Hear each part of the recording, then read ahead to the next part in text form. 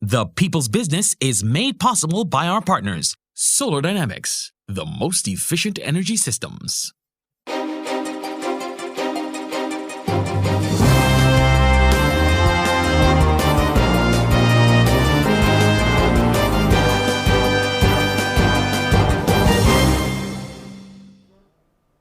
Good evening and welcome to the People's Business. This Sunday evening, we'll be looking at Barbados' transition to a republic.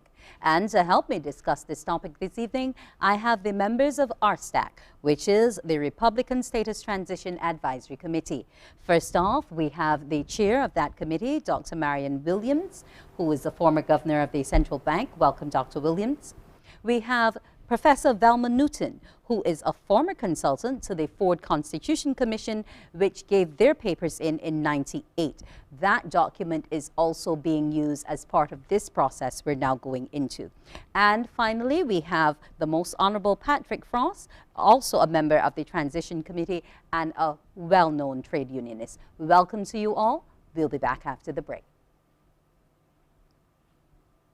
The People's Business is made possible by our partners, Solar Dynamics, the most efficient energy systems.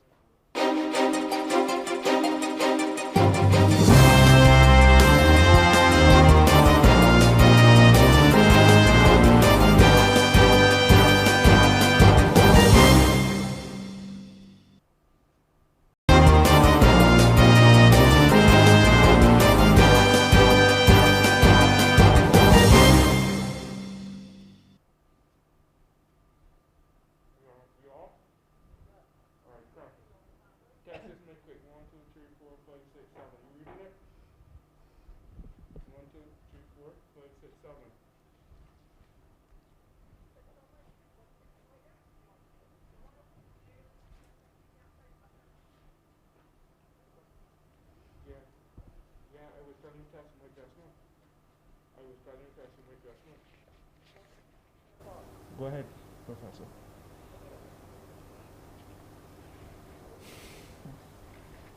Go ahead, speak to me, Professor. I'm Velma Newton, and I'm here to take part in the discussions today.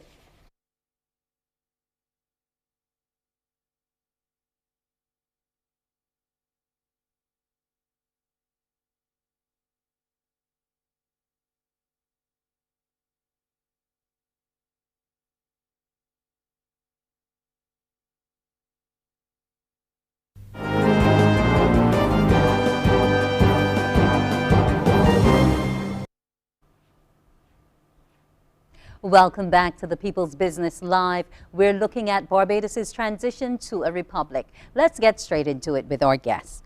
What is RSTAC and what is the role, Dr. Williams? Thank you very much for asking that question. I think that sometimes there is a little misunderstanding of what our role is. We're here, first of all, to attempt to help government to set up a system where they can transition to a republic in a frictionless manner. Specifically, we are here to identify the legislative and procedural changes that are necessary in order to establish a republic. And we also need to identify the reforms that are necessary in order to make the transition possible. And we also have to describe the constitutional arrangements which have to be put in place in order to make it possible. And we have to describe the kind of presidency we think would be the most appropriate for Barbados. Okay. And there are a number of other things as well that we have to do. Well, for example, I think one of those things would be looking at our state of readiness in terms of breaking from the monarchy as the head of state. Having sat on the Forde Commission and some of what was presented then versus what is presented now, how do you see that in terms of a best fit for us to do that breakaway, Professor Newton?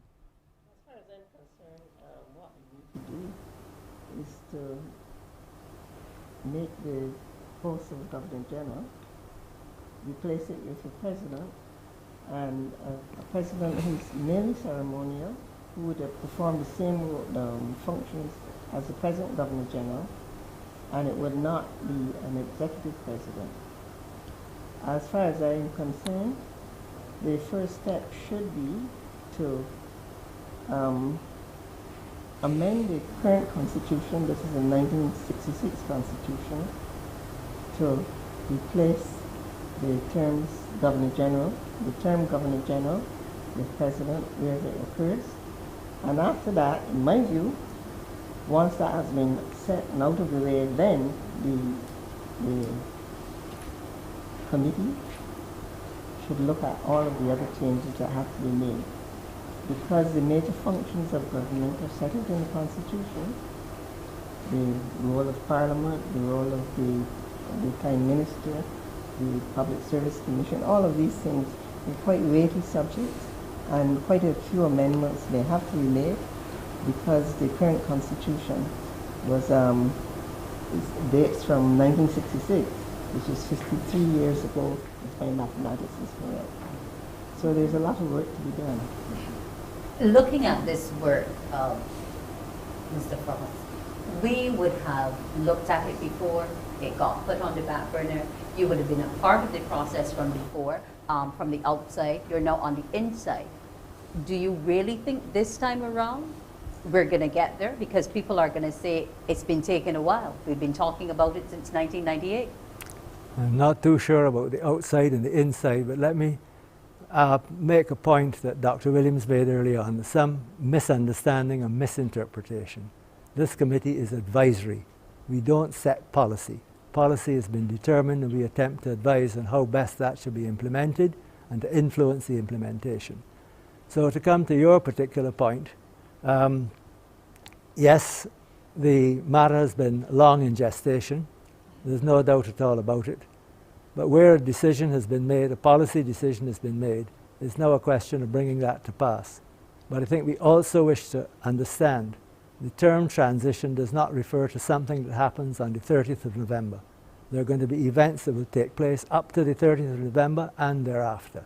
And one of the things which our committee is looking at is how best to express in a charter for Barbados what we are as a people, where we wish to go, the kind of platitudes people may call them, but they are benchmarks for excellence, for improvement in areas throughout our life, politically and otherwise, and try and hold ourselves to what we pledge to do. And that is something that will be part of the public discussion. But I don't think there's any doubt at all in anybody, or should not be any doubt at all in anybody's mind, that a policy decision has been made and we are now in the process of seeing it through. The extent to which that policy decision will be translated to law, that is a matter for debate and a matter for the legal draftsman. Okay. Dr. Williams, you all would have started some of the town halls. What has the general interest been like in the process from the members of the public, whether they be individuals in the legal field, academia, what have you? What have been some of the burgeoning issues that have been raised to you? To be quite honest, the enthusiasm was very slow in coming. For the first few weeks, or I would say for the first 2 months, there wasn't very much of a response to our efforts. We were able to contact a few organizations and so on, and their contribution was very useful. But it's only when something got to be controversial that people started to wake up. So now they have woken up. So we will probably be able to see more clearly how enthusiastic they are about the Republican status issue. But I want to use this opportunity to make a distinction between what this committee was asked to do and what was being asked of the Cox and the Forde commissions. Their commissions were constitutional reviews. The title is there, Review of the Constitution. The Cox review started the process. The Forde review continued the process. But this process is specifically to move the country from a monarchical system to a republican system. The other two are not. The other two were not. And we have to realize that that is the purpose of this group. This is what we have been committed to do. That is what the whole effort is about. We are using the opportunity of the enthusiasm which will be hopefully displayed when we are working towards a Republican status of operation. And for that reason, many of the constitutional things that we talk about, which are important, will be looked at in the context of whether they are critical to a transition. Okay. If they are not critical to a transition, we will defer until proper discussions have taken place and people have said their view, stated their views on what they think we are heading towards. I'm glad you mentioned the issue of status of how the transition and the republic will be, because the Prime Minister on July 26th, the day of national significance, announced how it would be structured, what the president's role or status would be versus the fact that we would still have our two houses, etc. So people are a bit concerned as to how it's all going to work, because there are some who might want to say, if we're switching from a governor general and the president is going to be ceremonial, then why make the switch? Do you want the answer to come from me? It can come from anybody. You can all weigh in on I it. can only say what many Barbadians say, that a political system evolves. We have been changing and developing over time. And there has been and will always be in any political system a time when you move from A to B according to the will of the people or according to the policy. And we have a parliamentary democracy. As you have mentioned before, for years they spoke about changing. Eventually they've got around to it. And therefore, this is as good a time as any to develop into the next stage of our political development. You wanted to weigh in, Dr. Yes, Williams? I want to say that we need a neutral umpire in Okay. any Republican system. Those that are presidential tend not to have a neutral umpire, and it is more problematic when the two persons, who are they're really one person, are putting forward a view which the public does not agree with. But in a system where you have an umpire, which is the ceremonial head, who will break a deadlock and make a recommendation, or should I say a decision, on what the next step should be, you are likely to be able to deal with differences much more easily. So the ceremonial is important. Are you in agreement? Sort of.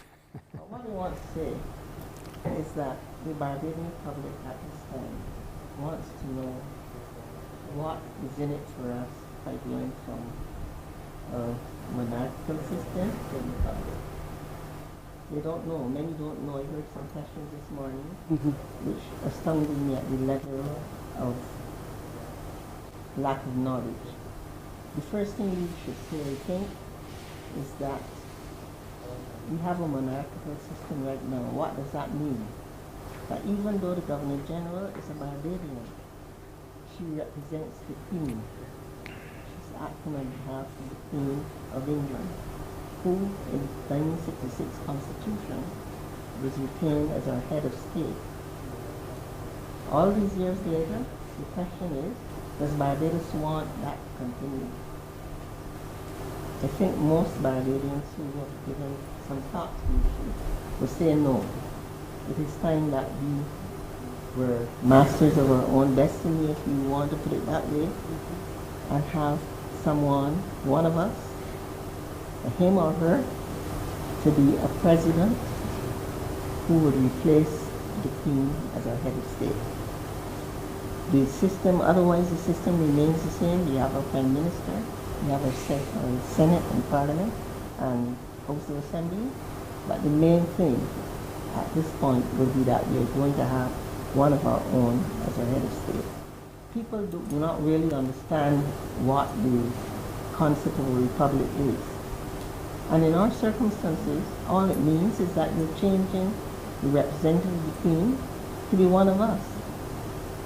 It could be the same person, could be the president of the new republic. The person who's currently Governor General could be president. That's a policy decision, which we would not want to address. But the point is that the person would be not representing the Queen, but really representing the people of Barbados directly. Okay. Mr. Frost, we have a number of other Caribbean countries which have republics. All of them don't necessarily operate the same type of political system.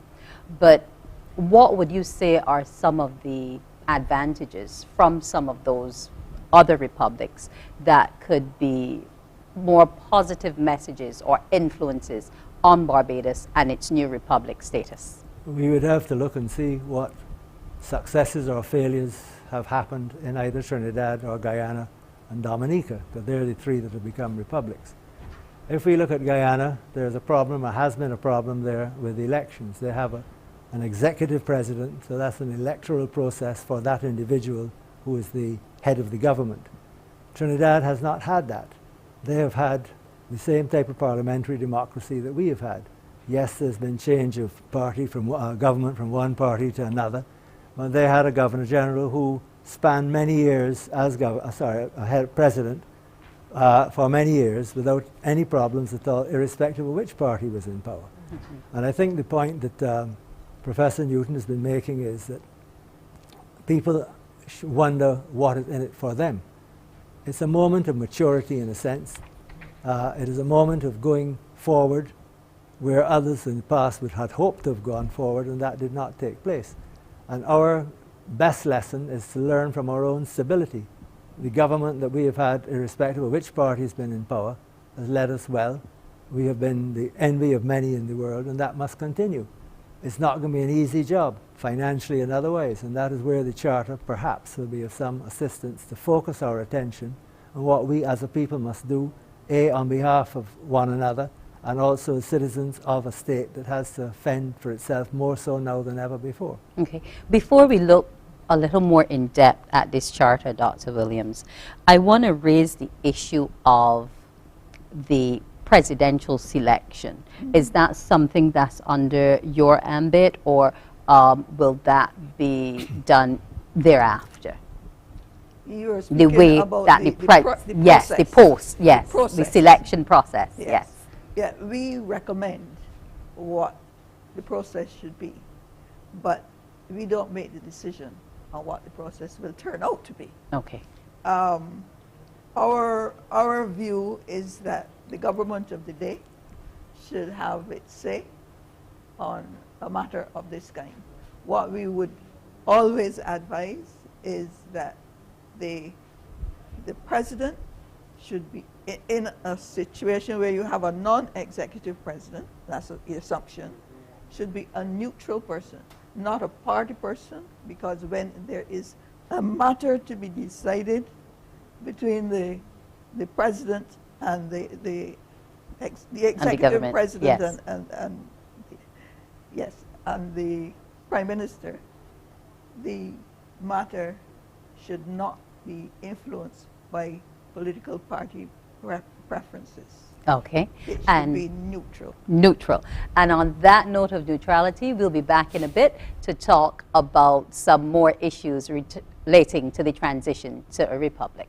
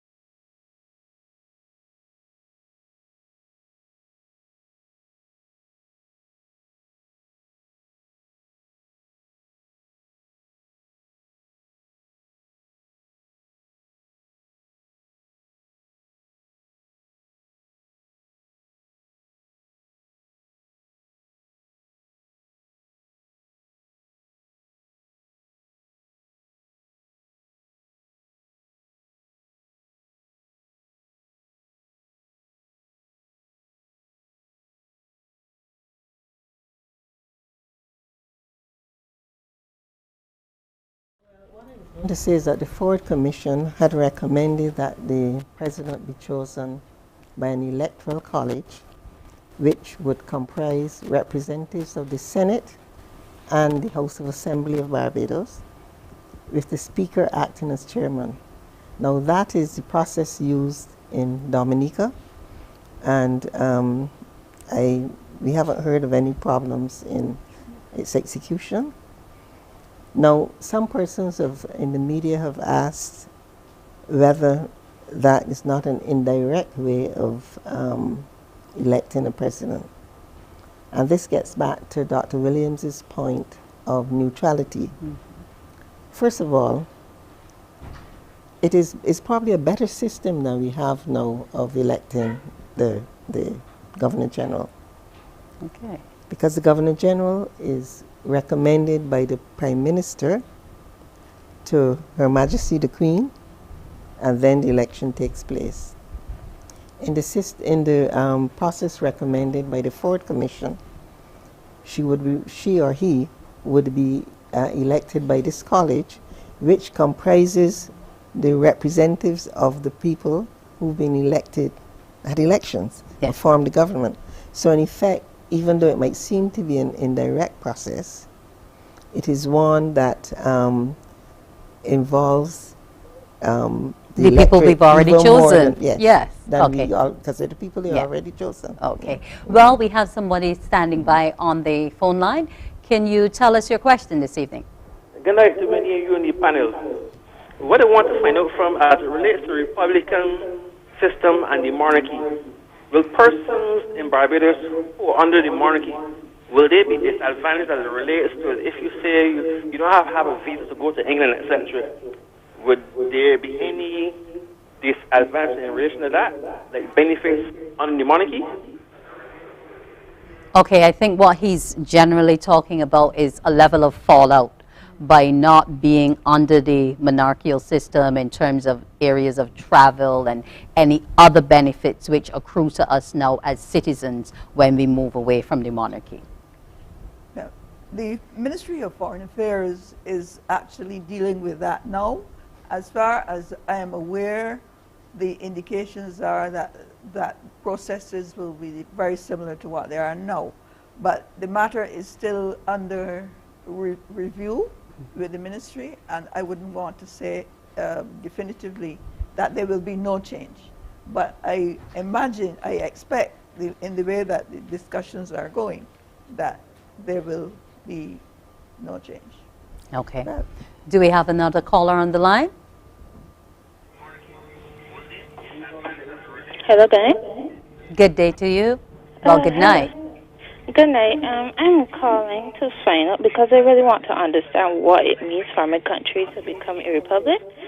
What I would like to find out is, are we financially ready to become a republic, given the fact that we don't have any natural resources and with an ongoing brain drain? That's my first question. My second question is that, does this mean that my country wasn't really independent, given the fact that the Governor General is the Queen's figurehead and she's still our head of state? Okay, I think I'll let you take the first question, Mr. Frost, and Professor Newton the second. The first question was whether or not we are stable enough economically, financially, to make this transition. As long as the government of the day spends its revenue wisely, as long as the government of the central bank and those who follow after make sure that we have the kind of borrowing capacity abroad in any shortfall, there will be no change whatsoever in status between being under the monarchical system and the republican system. We have to pay our way, earn the foreign exchange, do whatever we have to do domestically to reduce the expenditure that we have in importing matters that cost us foreign exchange. So I don't think that that is anything we should be worried about. What we have to be worried about is our economic stability. It's a fragile economy. We've been told that for years. And we have to do something about it collectively. Or we might have a situation where, because we move away from the British tourists may stop coming. You know, they're our #1 feeder in the tourism sector. That'll have nothing to do with being a republic or not being a republic. It's what we continue to offer here as a tourist destination. And that will apply for any tourist anywhere. Yeah. Professor Newton, her other question was whether or not we were actually really independent, since there was still the heavy leaning and the presence of the Governor General, etc. Well, that's a good question, because the fact that the Governor General is the Queen's representative would indicate to some who are not too sure what is happening that the Queen, through the Governor General, is influencing our policy and so on. But in fact, the Governor General is the Prime Minister recommends who is to be the Governor General to the Queen. Yeah. So we were still in a shackle hold type of situation. And the Queen has to approve who's going to be acting for the Governor General if she's going on extended leave and so on. So there's still that hole on so it's a tether on independence. Okay. But in reality, you know, moving to the Republican status is probably more a measure of indicating our maturity, okay, our need to be independent, and to stand up with other countries in the Commonwealth as being on our own. Okay. Any more callers on the line before we proceed? Hello? Or call numbers? Yes. Hello. Good night to you. Yes, good night. I just want to find out one thing. Could any of the panelists tell me or indicate any fundamental problems that the average Barbadian faces right now that would be radically changed when we become a republic? You know, the average Barbadian gets up, he goes to work, he goes to the supermarket, does everyday things. Would there be any major changes or improvements to his life when we shift from the present system to the Republican system? Hello?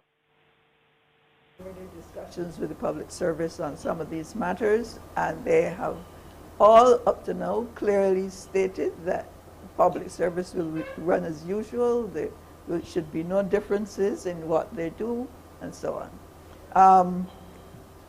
I do not see any possibility of anything happening to make a difference to the way the average Barbadian lives.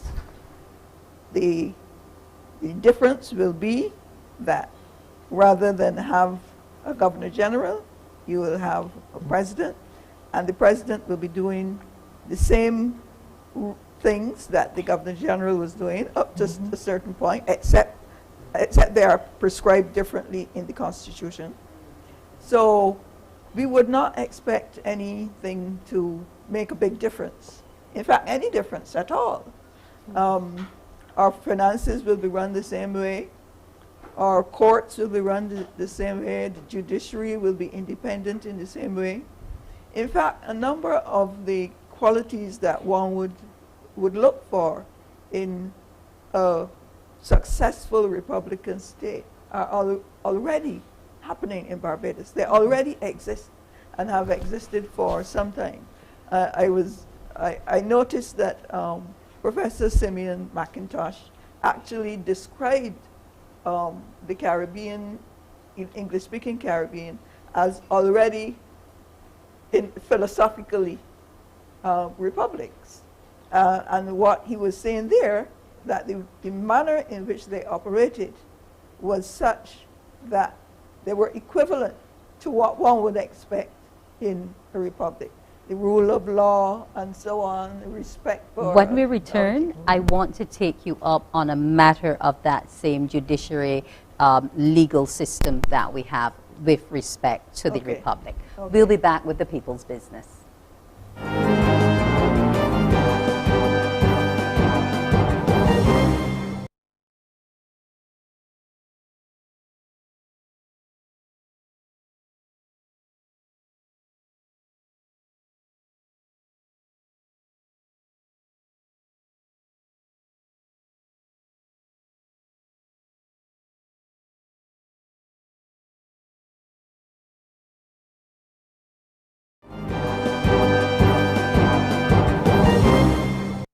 And we're back.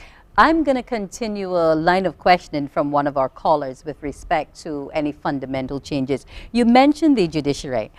One of the things that comes with the Queen is that accolade, Queen's Counsel, in terms of the elevation of our legal luminaries. What are we going to do there? Well, that has not been decided yet, but I guess presidential council might be an option. Senior counsel. Yes. Senior counsel, yeah. Okay. So that's an option. So that's just a name change. It doesn't make a difference to the standing of a QC. Right. But what about things like our prison and major institutions that carry the title Queen or Her Majesty's before it? Yes, so there are certain institutions will definitely have things like Royal Barbados Police Force. You'll probably have to drop the Royal, not probably, we're working on that now actually, because letterheads and so on will have to be changed and insignias will have to be different. Rather than a crown on the button, you will have something else and so on. So there are a number of small things that will change, and the meaning of those things will not be any different from before. Because fundamentally they'll be performing the same task. Yes.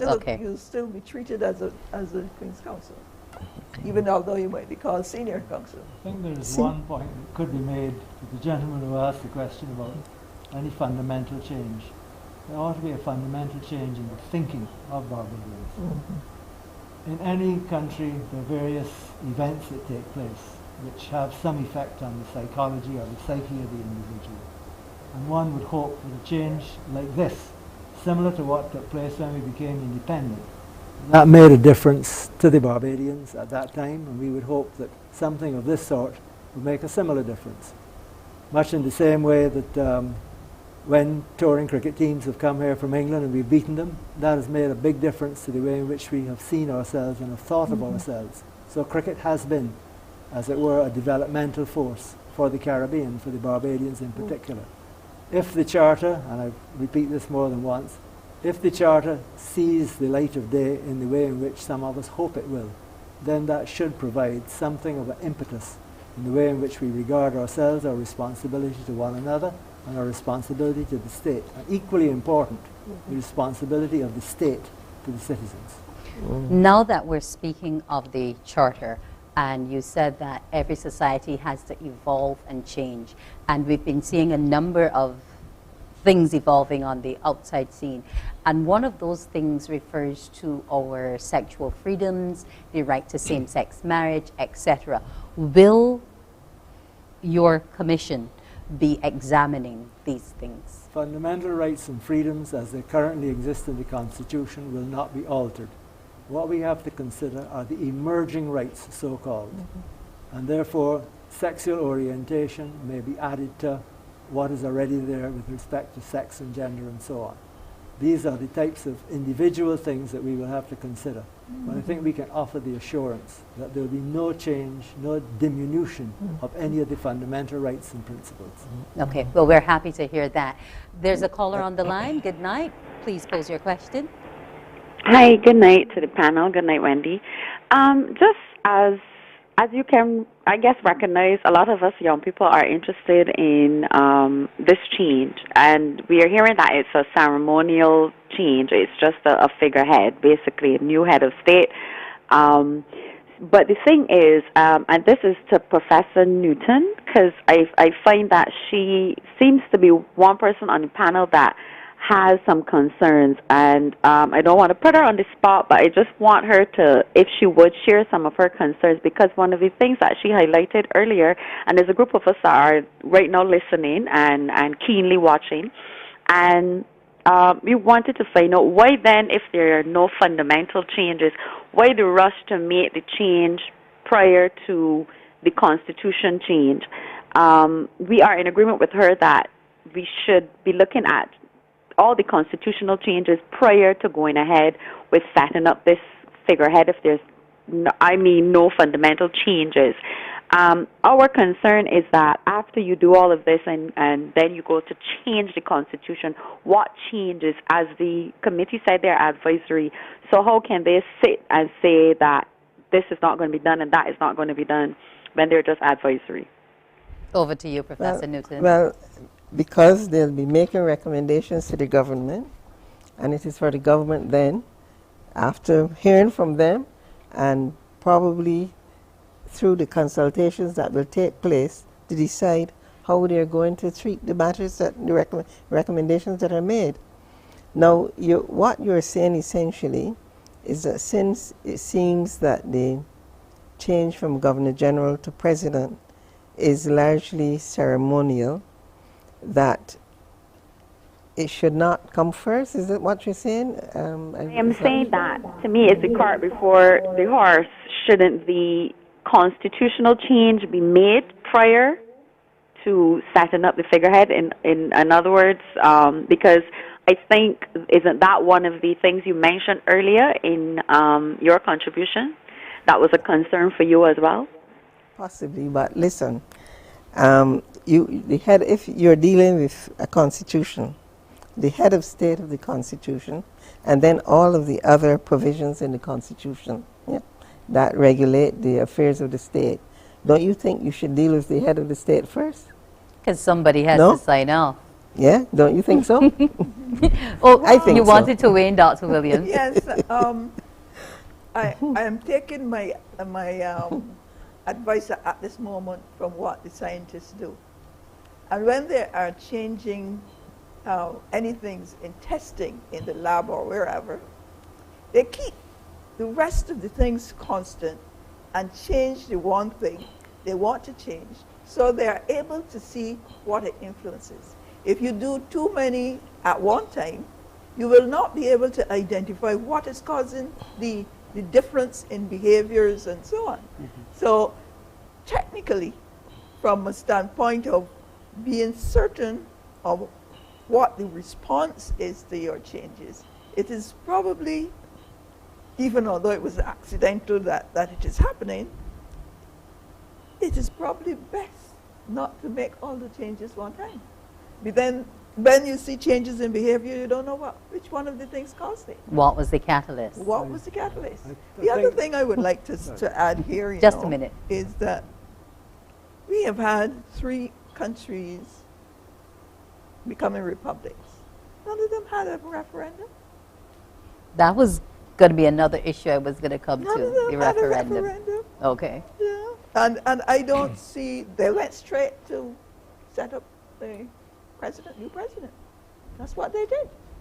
I was only just going to say that once the Constitution, as the current one does, makes provision for its alteration or amendment, then it's a matter of policy and timing when a government decides to change and alter parts of it. Yeah.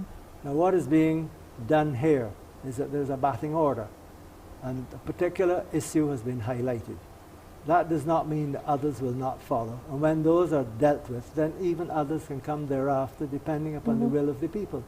And therefore, some people have argued that everything should come at once.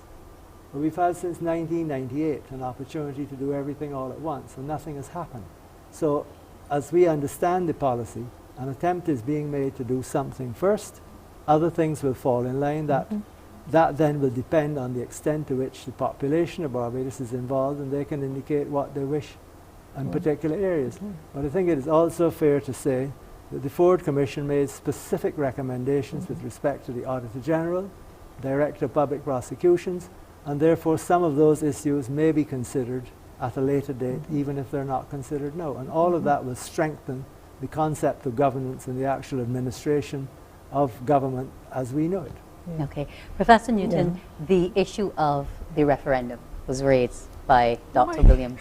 But have we ever had one as a historian? Let me go back. Yes. First of all, when the Caribbean countries were seeking independence from Britain, or when they achieved independence, Barbados and Trinidad and Tobago were the only 2 countries that did not have the requirement for a referendum in their constitution. So it's not there. But that does not mean that a government cannot have a referendum if it wants to have one. But we have had, the Forde Commission did not recommend a referendum. Subsequently, in 2005, a referendum bill became an act, but it was never proclaimed. And there's been talk of a referendum on both sides of the political divide from then until now. So technically there's nothing in statute to support it? To say that you have to have it. But listen, no, I know a lot of Barbadians think now that there should be a referendum. And some of the academics and the vocal minority are saying there should be a referendum. But look at it, COVID-19, even if the government intended to, and I do not see the Prime Minister as being someone who would not want to involve dialogue with persons and to go that route if it were feasible. Okay. Referendums are like a general election. The whole electoral process has to be galvanized. Have to make sure everybody who should have a vote is there. And then if it's a referendum, and so you're going to have to let people know what they're going to be voting for and so on. So you need to have meetings and so on. Okay. Right now, it's just not a good time. Before we look at the meeting process, we have another caller on the line. Okay. Good evening with your question. Hello, good night to the panel. Good night, Wendy. I have two questions. My first question is, if we became a republic, would we still have an Independence Day, or would we not have that either? And the second question is, what would we gain by becoming a republic? I think we dealt with the latter question before, where Dr. Williams was saying that there would be no, and also Mr. Frost, that there will be no erosion or derogating of our rights or freedoms of any sort. So fundamentally, we lose nothing, but we gain a greater sense of independence. Repeat your first one for me again, so I can see which of the panelists I'll direct it to. Okay, my first question was, if we became a republic, would we keep our Independence Day, or would we lose that as well? Anyone can wait. If we lose our independent state because we became independent from the British. We will be even more independent because we will not be tied to giving anyone. Abeyance to the Queen. The person who will be the president will be a Barbadian. You look after our own affairs. In fact, we really would be now coming of age because we would cut ourselves from the apron strings, so to speak, of the Queen. And we would manage our own business, make our own decisions, and without reference to what happens in London.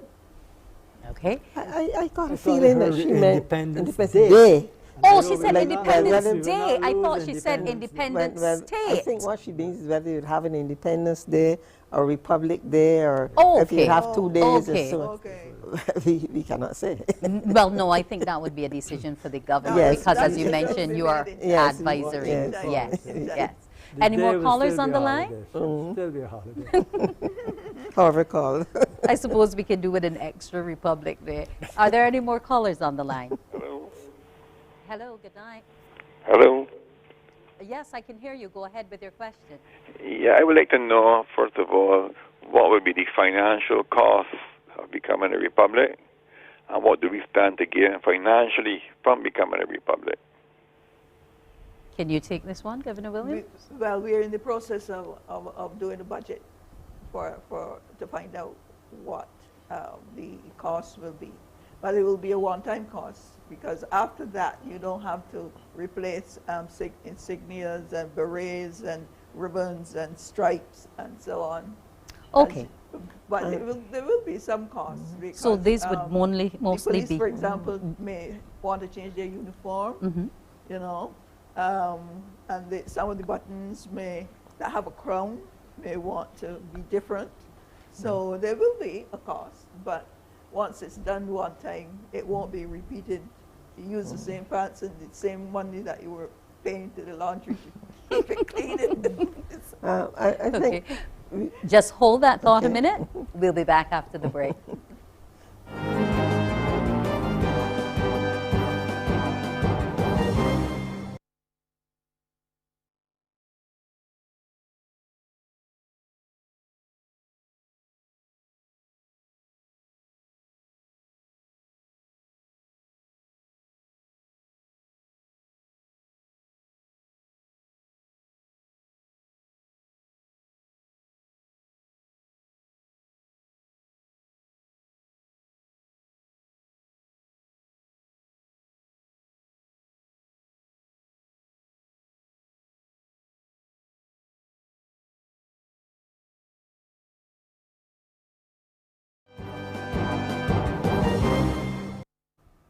If you've just joined us, I'm here with my guest discussing Barbados' transition to a republic.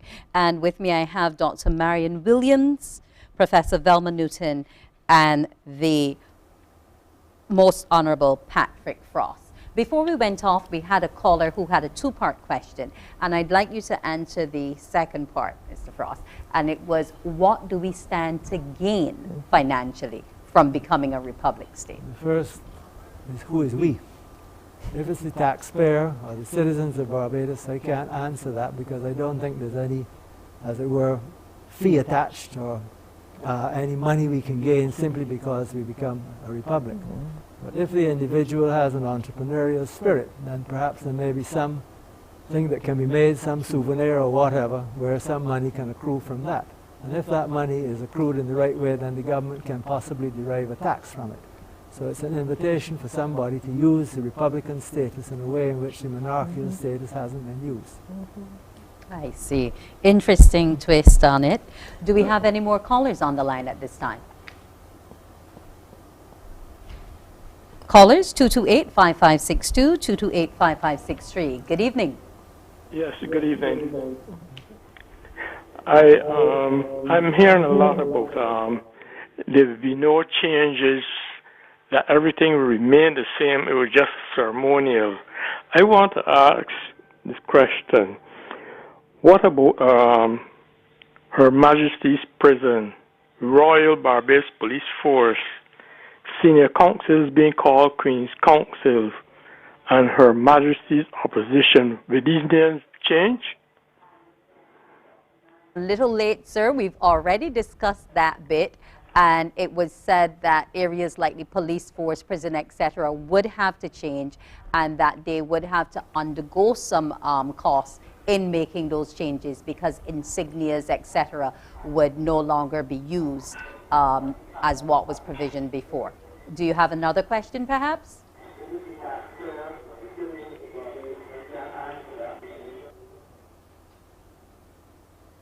Okay, I think maybe perhaps he's no longer with us. We were looking at, well, let's look at the issue of the Constitution now and how we will go about changing those elements thereafter, because your role is the transitionary role. So who takes over after you for us to look at the constitutional changes? Well, that has to be determined by the government, by the Prime Minister and her team, and her cabinet. I do not know yet, know that we are going to be postponing some of the things until after November 30th. Whether that it will be our committee that's doing it or another committee, or it is not clear to me what will be done. But we will be leaving with them a report which has in all the steps towards completion of the process of a revised constitution. We will still be, we started the process, and we're not going to abandon it because it is being postponed until after November 30th. That some of it is being postponed. Well, we're glad to hear that. We will complete our task. There's a caller on the line. Good night to you. Good evening. I just wanted to follow up one question with the panel. Someone was asking whether or not we would keep Independence Day as well as Republic Day. And it just occurred to me that both Trinidad and Tobago and Guyana have both Independence Day and Republic Day. They did not eclipse the Independence Day because they then had a Republic Day, so we have precedence. But I wanted to ask also, what about the coat of arms, the flag, motto, all those things? Will any of those, is it contemplated that any of them will change? Thank you very much. The coat of arms and the flag, the flag will not change, but the trident will be the only thing on it. So it will change then. Yes, okay. There will be a little bit of change on the flag, yes.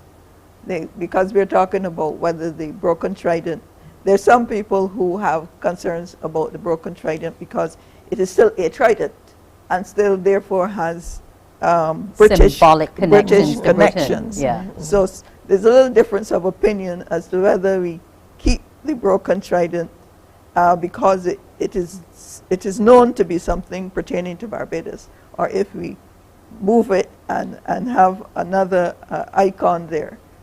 So it is, a decision has to be made about that. Okay. That's just in discussion stage. Yes. Yeah. You wanted to add a point here, Professor Newton? Not really. Not really. Okay. Not really. Do we have another caller on the line?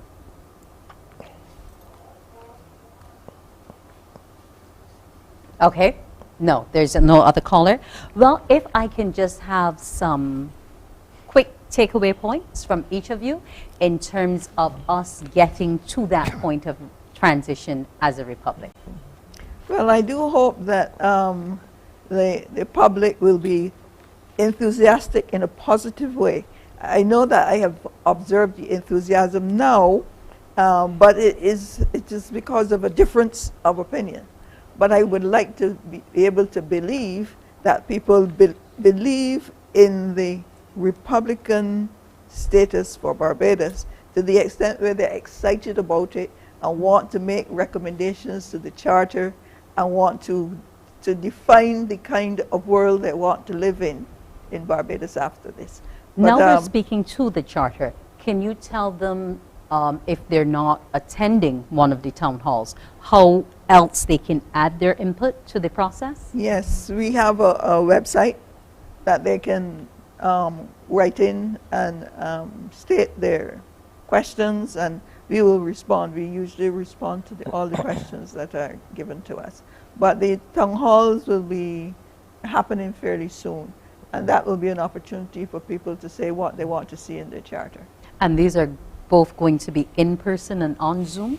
The town halls I think the town halls are going to be in person, unless something changes with the COVID and we're not able to do it. But that was the plan, that it would be the town halls would be in person. But there will be other events that are Zoom by Zoom. There's a whole set of events that we have planned. I didn't bring my... Tell me some of them, just one or two. This was one. Okay, yes. There's a call-in program also. We're going to be doing something on the call-in program on Tuesday. And there is a town hall in process, but I can't remember the details right now. Okay, but you're ensuring that a full vent can be given by all Barbadians to the process? Yes, all Barbadians can contribute to the process. Okay. Yes. Your takeaway, Professor Newton? Yes, what I would say is that I hope also that there'll be a greater dissemination of information, print information.